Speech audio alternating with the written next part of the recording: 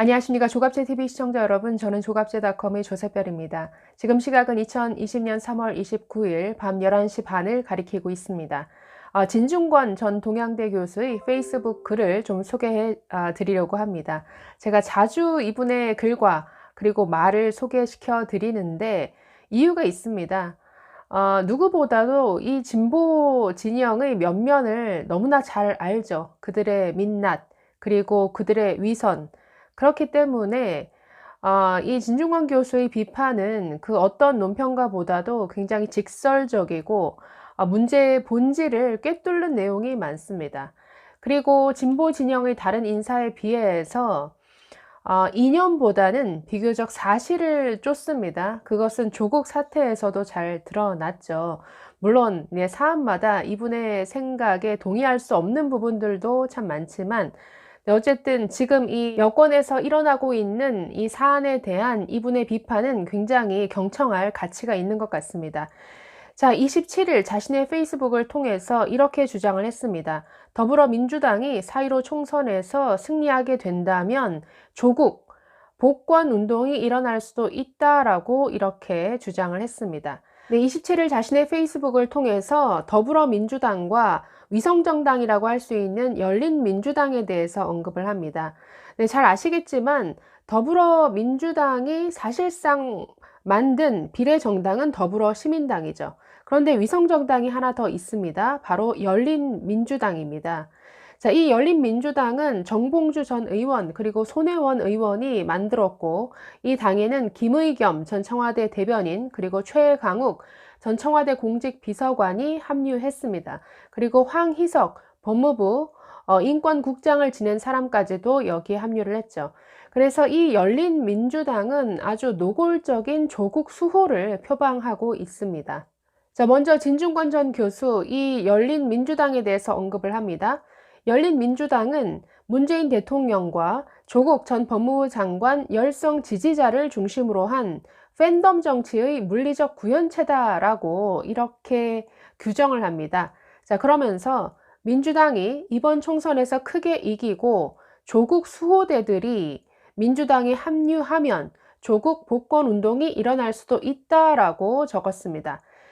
자, 지금 열린민주당을 지금 조국 수호당으로 아예 규정하고 있는 것이죠. 그래서 더불어민주당이 선거에서 크게 이기고 여기에 이 조국 수호당, 즉 열린민주당이 합류하게 될 것이다라고 보면서 그렇게 되면은 조국 복권 운동이 일어날 수도 있다라고 말하고 있습니다. 자, 계속 이렇게 말합니다. 지금은 민주당이 중도층 표심을 우려해 이들과 거리를 두고 있지만 선거 이후에는 다시 하나가 될 것이다. 팬덤 정치는 이미 민주당의 운영 원리로 깊이 뿌리를 내렸기 때문이다라고 이렇게 이유를 말했습니다.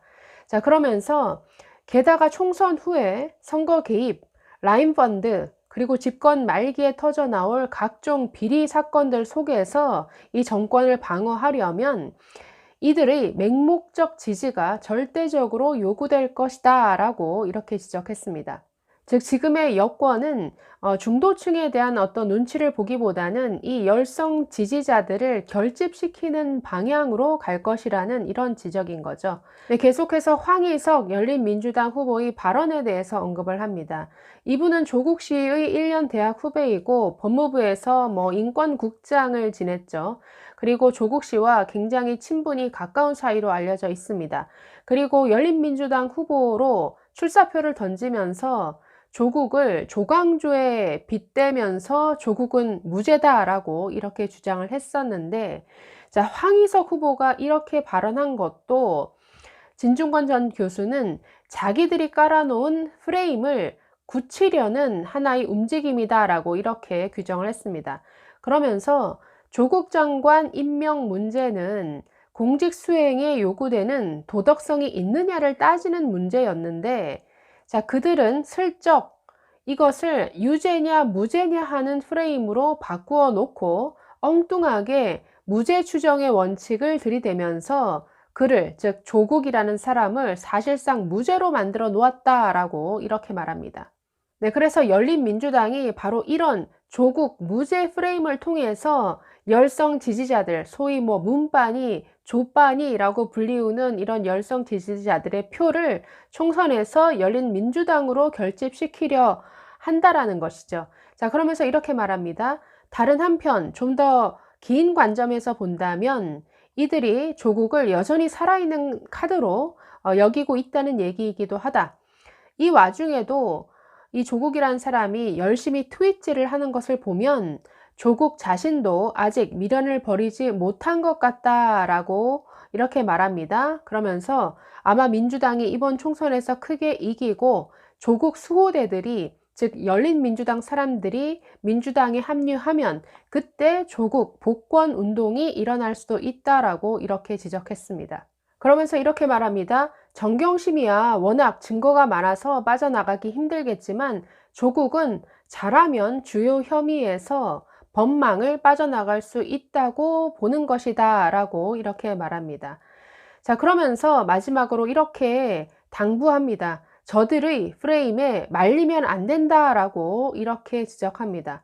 중요한 것은 조국과 그 일가가 과연 공인이 되기에 적절한 삶을 살아왔느냐 하는 이런 문제다. 웅동학원 탈탈 털어먹었죠.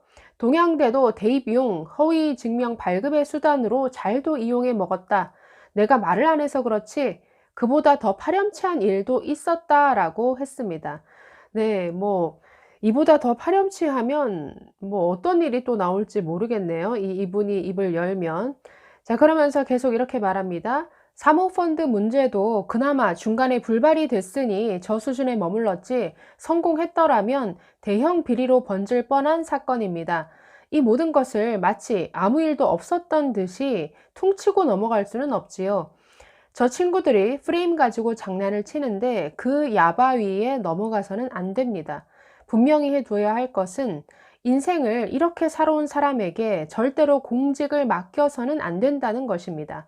게다가 그동안 국민들 앞에서 얼마나 많은 거짓말을 했습니까? 닉슨의 탄핵 사유는 도청이 아니라 거짓말이었습니다. 우리에게 중요한 것은 공직자에게 적용되는 이 윤리적 기준을 지켜내는 것입니다. 라고 이렇게 마무리했습니다. 네, 진중권 전 교수의 이런 마지막 당부는 아마도 지금 집권층 그리고 여권 내에서 이미 윤리적 기준이 너무나 무너져 내렸기 때문이겠죠. 뭐 잘 아시겠지만 열린민주당에 모인 사람들 면면을 보면 어떻게 저렇게 윤리적 기준에 미치지 못하는 사람들만 저렇게 모아놨을까 싶을 정도입니다. 네, 뭐 정봉주 전 의원, 네, 성추행, 추문에 휩싸였던 인물이죠. 손혜원 의원 역시 부동산 투기 의혹으로 참 시끄럽게 했던 인물입니다. 네, 김의겸 전 청와대 대변인, 네, 전에도 말씀드렸지만 부동산 투기 의혹으로 아주 불명예스럽게 물러났었죠. 네, 흑석동에 있는 상가를 부동산 대책이 발표되기 직전에 구입을 해서 엄청난 차익을 올렸습니다. 네, 뿐만 아니라 투자 자금을 마련하는데 한 시중은행으로부터 한 개인으로서는 받을 수 없는 10억이라는 아주 특혜성 대출을 한 곳에서 받았습니다. 자, 그리고 자신의 전세 자금을 빼서 네, 투자를 했는데 갈 곳이 없으니까 네, 청와대 관사로 들어갔습니다. 그래서 관사 재테크라는 참 듣도 보도 못한 이런 수법을 동원한 아주 파렴치한 이런 수법으로 부동산 투자를 한 거였죠. 네, 또 다른 인물도 있습니다. 최강욱 전 청와대 공직비서관은 네, 조국 전 장관 아들에게 허위 인턴 증명서를 발급해 준 혐의로 검찰에 의해서 기소가 됐는데 무려 50일이 넘게 그 자리에서 물러나지 않다가 네, 얼마 전에 사퇴를 하고 또 바로 이렇게 총선에 나오겠다라고 이렇게 비례대표 후보가 됐습니다. 네, 진중권 전 교수는 열린민주당의 이런 도덕적 타락에 대해서 연일 비판의 목소리를 내고 있는데 자, 이번에는 또 최강욱 전 청와대 공직비서관을 조롱하는 글도 올렸습니다. 자, 이분은 지금 열린민주당에서 비례대표 2번을 받은 상태입니다.